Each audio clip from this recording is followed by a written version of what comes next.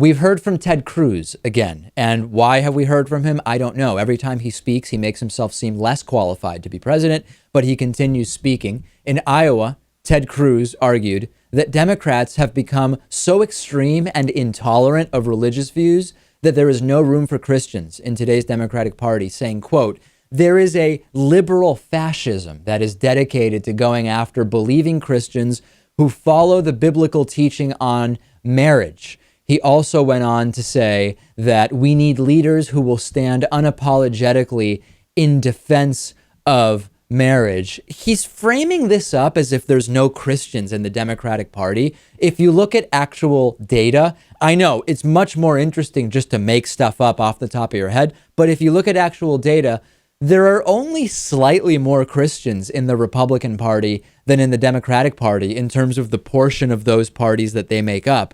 But there's this wrong idea that's pushed, Lewis, that the Christians are all Republican.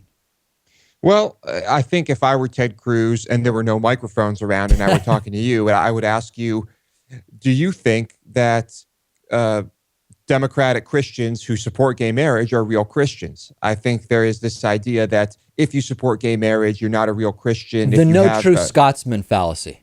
Exactly. I think that's something that is on Ted Cruz's mind. He can't really say that, though. That may be, and he's just, everything about this idea is wrong. First of all, the Republicans don't have a monopoly on Christians. They certainly seem to disproportionately pander to the most conservative Christians and disproportionately raise money from the most bigoted Christians, that's for sure. But the Christians are not overwhelmingly on the Republican side.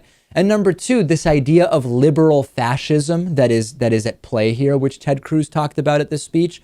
Fascism is not liberal. It's a very perverted blend of right and left-wing ideas, but fascism is inherently anti-liberalism with a leaning towards typically social conservatism, at least looking historically.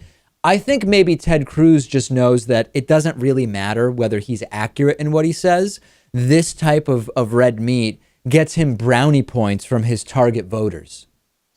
Fascist is one of those words that people like Ted Cruz like to use because it just triggers something in Americans and it just resonates with them.